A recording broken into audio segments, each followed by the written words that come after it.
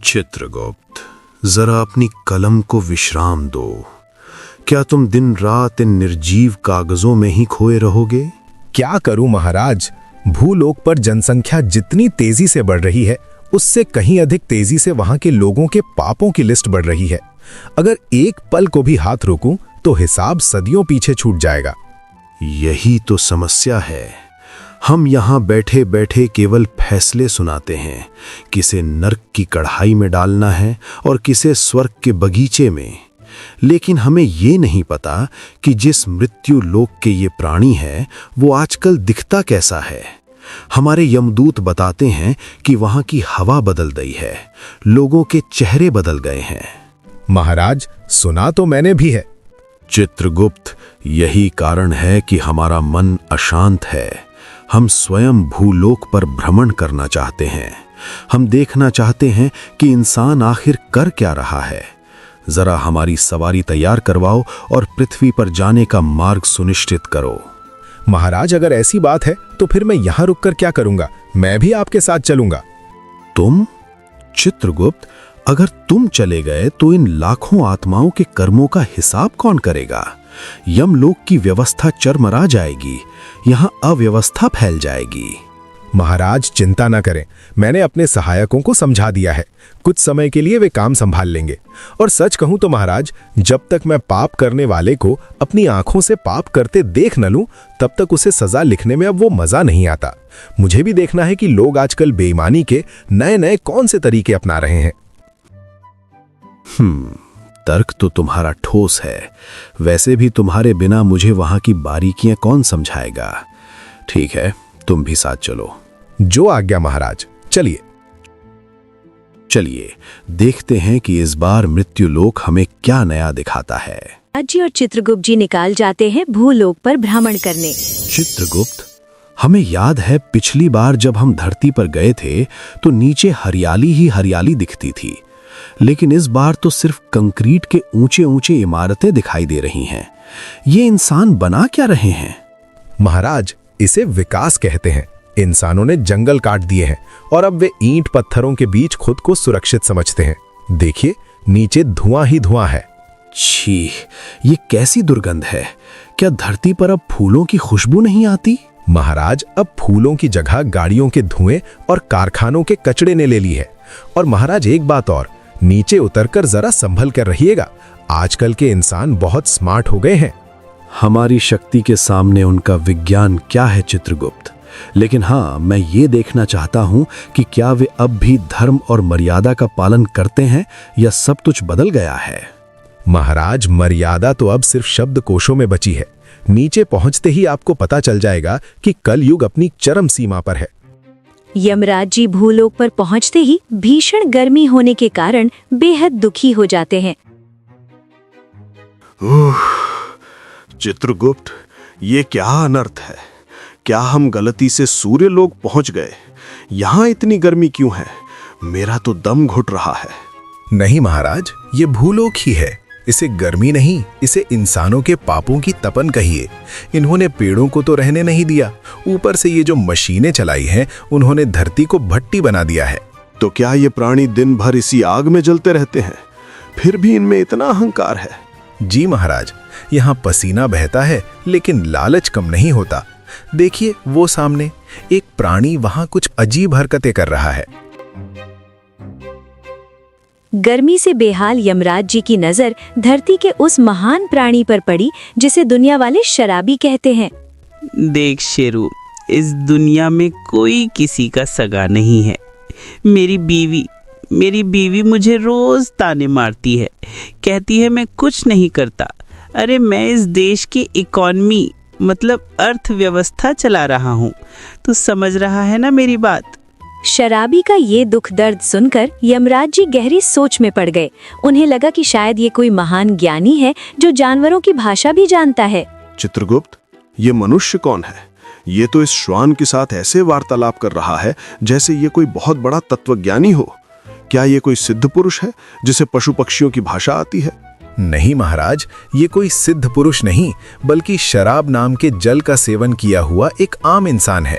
इस जल को पीकर धरती का हर इंसान खुद को त्रिलोकपति और परम ज्ञानी समझने लगता है। अभी ये कुत्ते को अपना भाई बना रहा है, थोड़ी देर में खंबे से गले लगकर रोएगा। कैसा विचित्र जल है ये। क्या इसके सेवन से इंसान को हमारे यमलोक और मृत्यु का डर नहीं लगता? यमराज जी की शंका अभी दूर भी नहीं हुई थी कि उस शराबी की नजर यमराज जी पर पड़ गई। ए भाई, आपने ये यमराज जैसा पहनावा क्यों पहना है? और वो भी इतनी गर्मी में ये काले कपड़े और सिर पर ये सींग वाला मुकुट पहनकर कहाँ जा रहे हो भाई? मूर्ख मानव, हम हैं यम, यम है हम। मैं मृत्यु का देवता यमराज ही हूँ। मेरे नाम से पूरी सृष्टि कांपती है। अब यमराज जी को क्या पता था कि जिस इंसान के अंदर शराब का वास हो जाए उसे साक्षात काल का भी भय नहीं रहता। यमराज भाई, तुम यमराज हो तो मैं इंद्रदेव हूँ। चलो खैर, छोड़ो ये सब नाटक। आओ बैठो मेरे साथ कुछ पल, तो मैं अपने जीवन की गाथा सुनाता हूँ। अरे मूर्ख, पीछे हट। तू साक्षात मृत्यु को निमंत्रण दे रहा है। तेरे प्राण अभी इसी क्षण हर लिए जाएंगे। अरे ले जाओ यमराज जी, ले जाओ मेरे प्राण। वैसे भी घर जाऊंगा तो मेरी बीवी प्राण ही पी लेगी। तुम ही ले जाओ, कम से कम बीवी से शांति तो मिलेगी। चित्रगुप्त, ये कैसा प्राणी है जो मृत्यु को वरदान की तरह मांग रहा है? क्या भूलोक में इंसानों का जीवन इतना कष्टदायी हो गया है कि वो मेरे लोक में आना चाहता है? यमराज जी धरती के इंसानों का ये अतरंगी रूप देखकर पूरी तरह चकरा गए थे। महाराज, इस पर क्रोध ना करें, ये अपने होश में नहीं है। चलिए, हमें यहाँ से आगे चलना चाहिए।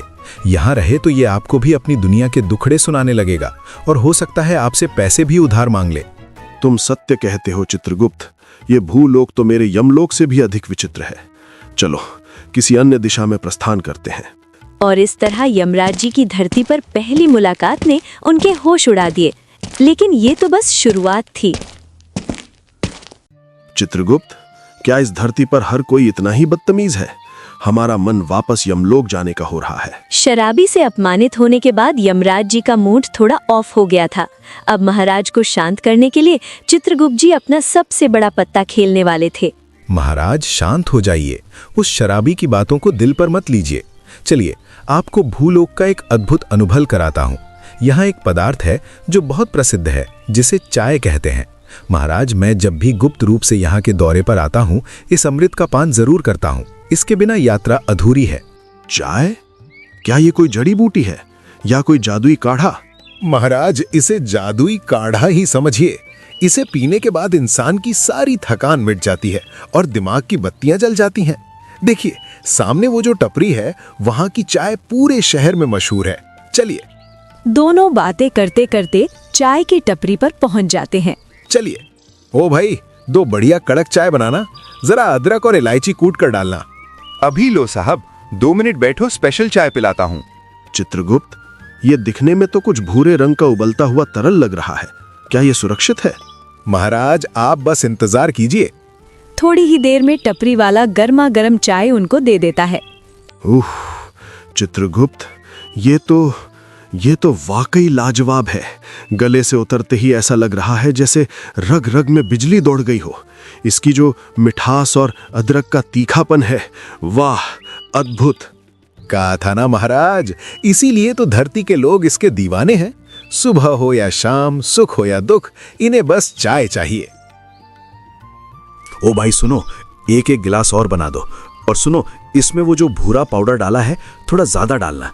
हमें लगता है हमें यमलोक में भी इसका प्रबंध करना चाहिए, ताकि वहां के लोग भी खुश हो जाएं। साहब, चाय तो ऐसी है कि यमराज भी पी लें तो खुश हो जाएं। देखा चित्रगुप्त, इसे पता भी नहीं कि यमराज इसकी चाय की तारीफ कर रहे हैं। भाई, वाकई मजा आ गया। चाय के दूसरे गिलास ने भी यमराज जी का दिल जीत लिया था। यमलोक में चाय की टपरी खुलने की कल्पना करते हुए यमराज और चित्रगुप्त वहां से आगे प्रस्थान करते हैं। चाय की चुस्कियों ने यमराज जी का मूड तो बना दिया, लेकिन अब उनका सामना होने वाला था धरती के सबसे कंजूस प्राणी सेठ करोड़ीमल से। अरे ओ रामू, ये क्या किया तूने? आज चाय में दूध इतना ज्यादा सफेद क्यों दिख रहा है? क्या तूने इसमें पानी नहीं मिलाया? सेठ जी, दूध वाला आज खुद ही बहुत पानी मिलाकर लाया था, इसलिए मैंने और नहीं डाला। बहाने मत बना, कल से 1 कप दूध में 2 बाल्टी पानी मिलाना, तब जाकर बचत होगी। और ये चीनी के दाने गिने थे तूने, आज डब्बे में 3 दाने कम लग रहे हैं। सेठ जी, वो शायद चींटियां ले गई होंगी। तो तू अंधा है? जा उन चींटियों के पीछे जा और मेरे चीनी के दाने वापस लेकर आ। और सुन, वो जो सुबह चाय की पत्ती उबाली थी उसे फेंका तो नहीं, उसे सुखाकर वापस डब्बे में डाल देना। शाम की चाय उसी से बनेगी। पर सेठ जी, वो पत्ती तो 4 दिन से उबल रही है, अब तो उसमें से सिर्फ गर्म पानी का स्वाद आता है। चुप कर, स्वाद जुबान का वहम है। गर्म पानी पिएगा तो पेट भी साफ रहेगा। जा अपना काम कर। अजी सुनते हो, जरा 500 रुपए देना, बाजार से कुछ राशन और सब्जियां लानी है। क्या 500 रुपए? भाग्यवान तू मुझे सड़क पर लाकर ही छोड़ेगी। पिछले महीने भी तो बाजार गई थी, क्या सारा बाजार घर में भर लेगी? इतनी महंगाई में पैसे क्या पेड़ पर उगते हैं? हे भगवान, पिछले महीने तो मैं सिर्फ नमक और हल्दी लाई थी, घर में आटा खत्म है। और कपड़े देखिए मेरे, पिछले 10 साल से एक ही साड़ी पहन रही हूँ। पड़ोसन ताने मारती है कि सेठानी हो या भिकारिन। पड़ोसन जलेगी ही, उसे क्या पता बचत क्या होती है। अरे तेरे वो पुराने कपड़े जो फट गए हैं उन्हें सिल कर पहन ले। कह देना बाजार में यही नया फैशन चल रहा है। और रही बात सब्जियों की, जा उसी पड़ोसन से 2 टमाटर उधार मांग लो, पैसे खर्च करने की जरूरत नहीं है। सेठ का ये गनत सुनकर यमराज जी तो जैसे दंग ही रह गए। चित्रगुप्त, ये कैसा प्राणी है? इसके पास इतना वैभव है, फिर भी ये पाई पाई के लिए अपनों का गला काट रहा है। मेरे यमलोक के पापी भी इससे ज्यादा दयालु हैं। क्या इसे मृत्यु का तनिक भी भय नहीं? महाराज, इसे लोभ की बीमारी कहते हैं। माया का नशा मदिरा से भी तेज होता है। चलिए जरा इसकी परीक्षा लेते हैं। ओ सेठ जी, हम परदेसी राही हैं, बड़ी प्यास लगी है, क्या थोड़ा जल मिल सकता है? जल? पानी चाहिए? अरे भाई, तुम्हें पता भी है आज के जमाने में पानी का बिल कितना आता है। नगर निगम वाले खून चूस लेते हैं और ऊपर से फिल्टर का खर्चा। जाओ जाओ, आगे किसी प्याऊ पर पी लेना, यहाँ मुफ्त में कुछ नहीं मिलता। क्या तू राहगीरों को एक घूंट जल भी नहीं पिला सकता? पर अगर बहुत ही प्यास लगी है तो प्याऊ जाने की जरूरत नहीं, मैं तुम्हें पानी पिला दूंगा। पर 1 ग्लास का 2 रुपया लगेगा, वो भी बिना बर्फ का। बर्फ वाला चाहिए तो 3 रुपया। बोलो कितने ग्लास दूं? धंधे का टाइम है, जल्दी बोलो। यमराज जी का पारा 7वें आसमान पर पहुंच चुका था। मूर्ख इंसान, तू उस यमराज को पानी बेच रहा है जो तुझे एक दिन शांति की सांस के लिए भी तरसा देगा। हम यमराज हैं और आज तेरा अंत समय निकट आ गया है। यमराज जी? महाराज, मुझे माफ कर दीजिए, मुझे नहीं पता था कि साक्षात आप आए हैं। मुझे लगा कोई चंदा मांगने वाला आ गया। लेकिन महाराज, अभी मत ले जाइए। क्यों? अब तुझे क्या मोह है? तेरा सारा धन तो यहीं धरा रह जाएगा। महाराज, मेरी तिजोरी में जो पैसे रखे हैं मैंने अभी तक उन्हें गिनकर पूरा नहीं किया है। कल रात 10 रुपए कम पड़ रहे थे हिसाब में, मुझे रात भर नींद नहीं आई। और अभी तो मुझे शर्मा जी से 2000 रुपए लेने हैं। अरे गुप्ता जी ने तो मेरी एक पुरानी छतरी भी उधार ली थी, वो भी वापस लानी है। अरे मूर्ख, तू मृत्यु के द्वार पर खड़ा है और तुझे अपनी छतरी की पड़ी है। और मेरे बैंक लॉकर की चाबी भी मैंने अभी तक छुपा कर रखी है महाराज। अगर मैं चला गया तो मेरी उधारी कौन वसूलेगा? महाराज, बस 1-2 साल और दे दो, सारा हिसाब बराबर करके खुद ही पैदल पैदल यमलोक आ जाऊंगा। चित्रगुप्त, जरा इसकी आयु देखो। मैं एक पल भी इस लोभी के पास और खड़ा नहीं रह सकता। महाराज, इस कंजूस की आयु में अभी 1 साल बाकी है। ये अगले साल एक छिपकली को बचाने के चक्कर में, मेरा मतलब है दीवार पर चिपका 1 रुपया बचाने के चक्कर में सीढ़ियों से गिरेगा, तब इसका समय आएगा। धिक्कार है चित्रगुप्त, यहाँ पानी पीना तो दूर, खड़ा रहना भी पाप है। जो इंसान मरते समय भी अपनी उधारी और छतरी याद कर रहा है, उसका उद्धार तो स्वयं विधाता भी नहीं कर सकते। चलो यहाँ से। महाराज, अरे महाराज, जाते जाते ये तो बता जाइए कि वो शर्मा जी मेरे पैसे लौटाएंगे या नहीं? और यमराज जी उस कंजूस सेठ की बिना कोई बात सुने वहां से चल पड़ते हैं। कंजूस सेठ के घर से प्यासे लौटे यमराज जी अभी अपनी प्यास बुझाने के लिए स्वच्छ दूध की तलाश में ही थे कि उनकी नजर एक ऐसे दूधिया पर पड़ी जो दूध को पलक झपकते ही जल बना देता था। चित्रगुप्त, क्या मुझे भ्रम हो रहा है? वो व्यक्ति उस श्वेत पदार्थ में इतना सारा जल क्यों मिला रहा है? क्या वो दूध कम और पानी ज्यादा बेचना चाहता है? नहीं महाराज, ये भ्रम नहीं, भूलोक की कड़वी सच्चाई है। इसे मिलावट कहते हैं। यहाँ के लोग दूध के पूरे पैसे लेते हैं, लेकिन बेचते हैं सफेद रंग का पानी। और महाराज, ये तो फिर भी सिर्फ नल का पानी मिला रहा है। कुछ पापी तो यूरिया और सफेद रंग तक मिला देते हैं। हे प्रभु, ये मनुष्य तो क्रूर राक्षसों को भी पीछे छोड़ रहे हैं। मैं अभी इस पापी को इसके कर्मों का दंड देता हूँ। यमराज क्रोधित होकर दूध वाले बिरजू के पास पहुंचते हैं। ठहर नीच प्राणी, रुक जा। ये तू क्या अनर्थ कर रहा है? तू इस पवित्र दूध में पाप का पानी क्यों मिला रहा है? तुझे भय नहीं कि इसका फल क्या होगा? अरे अरे, आप कौन है भाई साहब, और ये सुबह सुबह चिल्ला क्यों रहे हैं? देखो भाई, बात को बढ़ाओ मत। जो भी तुम्हारा चाय पानी का रेट है बता दो, मैं तुम्हारी सेवा कर दूंगा। पर ये चिल्लाने वाला नाटक मत करो, मेरा बोहनी का टाइम खराब हो रहा है। चाय पानी? घूस? मूर्ख इंसान, हम साक्षात यमराज हैं। हम तेरी इस बेईमानी के साक्षी बन रहे हैं। तू लोगों को धोखा दे रहा है, उनसे मेहनत की कमाई लेता है और बदले में उन्हें जहर जैसा मिलावटी दूध देता है। क्या तुझे अपने कर्मों का हिसाब नहीं देना? देखिए यमराज जी, अब आप यमराज हैं या कोई और मुझे नहीं पता, लेकिन सुनिए, मेरी भी मजबूरी है। महंगाई आसमान छू रही है, गाय भैंस के चारे के दाम बढ़ गए हैं, पेट्रोल महंगा हो गया है, और ग्राहकों को देखिए, उन्हें दूध एकदम गाढ़ा चाहिए, लेकिन पैसे उन्हें 40 रुपए लीटर ही देने हैं। अगर मैं ये पानी नहीं मिलाऊंगा तो मेरे घर का चूल्हा कैसे जलेगा? मेरे बच्चे क्या खाएंगे?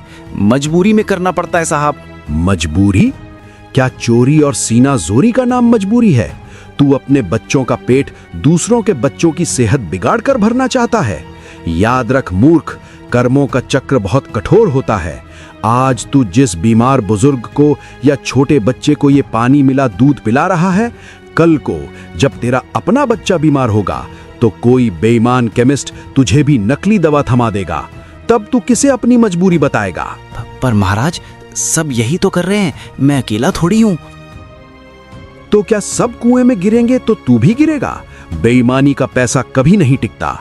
आज तू जो पानी मिला रहा है, कल वही पानी बनकर तेरी सारी जमा पूंजी बीमारियों और अस्पतालों में बह जाएगी।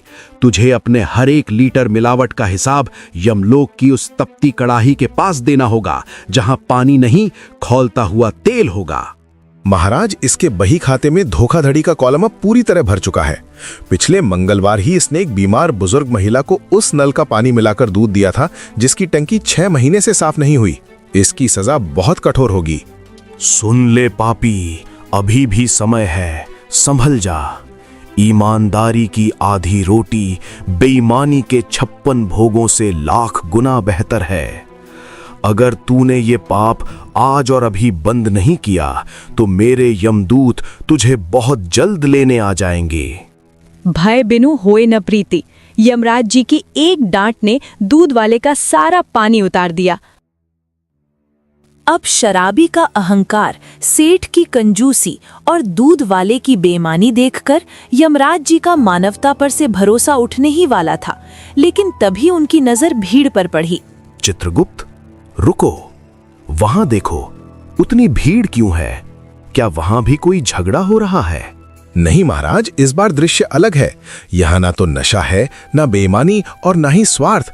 यहाँ तो साक्षात सेवा हो रही है। ये लोग संत रामपाल जी महाराज के अनुयायी हैं और अन्नपूर्णा मुहिम चला रहे हैं। अन्नपूर्णा मुहिम? ये क्या है? चलो पास चलकर देखते हैं। दोनों भीड़ के पास पहुंचते हैं। तभी एक सेवादार उन्हें देखकर उनके पास आता है। सत साहिब जी, आप लोग भी आइए। अगर आपको या आपके जानने वाले किसी भी जरूरतमंद को राशन या सहायता चाहिए तो संकोच न करें। भाई, हमने अब तक धरती पर सिर्फ लूट खसोट और बेईमानी देखी। तुम लोग यहाँ लोगों को मुफ्त में राशन और भोजन क्यों बांट रहे हो? तुम्हारा क्या स्वार्थ है? जी, हमारा कोई स्वार्थ नहीं है। ये हमारे गुरुदेव संत रामपाल जी महाराज की शिक्षा है। उन्होंने हमें सिखाया है कि जीव हमारी जाति है, मानव धर्म हमारा। वे कहते हैं कि कोई भी इंसान भूखा न सोए। गुरुदेव का एक ही सपना है और उनका नारा है, रोटी, कपड़ा, शिक्षा, चिकित्सा और मकान हर गरीब को देगा कबीर भगवान। हम बस उनके इसी संदेश को जन जन तक पहुंचा रहे हैं। हम नशा मुक्त, दहेज मुक्त और भ्रष्टाचार मुक्त समाज बनाने का प्रयास कर रहे हैं। चित्रगुप्त, सुना तुमने? जहां लोग पानी पिलाने के पैसे मांगते हैं, वहां ये लोग बिना किसी भेदभाव के सबको भोजन और सम्मान दे रहे हैं। जी महाराज, और केवल भोजन ही नहीं, ये लोग दहेज जैसी कुप्रथा को जड़ से मिटा रहे हैं और लाखों लोगों का नशा छुड़वाकर उन्हें नेक इंसान बना रहे हैं। वास्तव में समाज सुधार का ऐसा कार्य बहुत दुर्लभ है। भाई, तुम्हारे गुरुदेव वाकई महान कार्य कर रहे हैं। जहां पूरी दुनिया पाप की ओर भाग रही है, वहां वे लोगों को मानवता और भक्ति का मार्ग दिखा रहे हैं। ऐसे समाज सुधारकों की इस धरती को बहुत जरूरत है। जी, गुरुदेव का आध्यात्मिक ज्ञान ही ऐसा है जो इंसान के अंदर के विकारों को खत्म कर देता है। चित्रगुप्त, मैंने सोचा था कि यहाँ सिर्फ बुराई है, लेकिन इन सेवादारों को देखकर मेरा मन बदल गया है। मैं अभी यमलोक नहीं जाऊंगा। लेकिन महाराज, वहां का काम, वहां की फाइलें इंतजार कर सकती हैं चित्रगुप्त, लेकिन पृथ्वी का ये बदलाव देखना ज्यादा जरूरी है। मैं देखना चाहता हूं कि इन लोगों के जीवन में ये परिवर्तन कैसे आया। हम यहीं रुकेंगे। जैसी आपकी आज्ञा महाराज। वैसे भी मुझे वो चाय एक बार फिर पीनी है। और मुझे ये देखना है कि बिना रिश्वत और बिना बेईमानी के ये समाज कैसे चल रहा है। तो दर्शकों, यमराज और चित्रगुप्त ने धरती पर ही रुकने का फैसला किया है, लेकिन क्या एक देवता के लिए भूलोक पर रहना इतना आसान होगा? जानने के लिए इंतजार कीजिए यमराज की धरती यात्रा भाग 2 का। प्रश्न: वीडियो में दिखाए गए अन्नपूर्णा मुहिम के दौरान संत रामपाल जी महाराज का कौन सा मुख्य नारा बताया गया है? ए, जियो और जीने दो। बी, रोटी कपड़ा शिक्षा चिकित्सा और मकान हर गरीब को देगा कबीर भगवान। सी, मानव सेवा ही सबसे बड़ी सेवा है। डी, मेहनत की कमाई ही सुख देती है। सही उत्तर कमेंट में लिखें और बताएं कि आपको ये मुहिम कैसी लगी।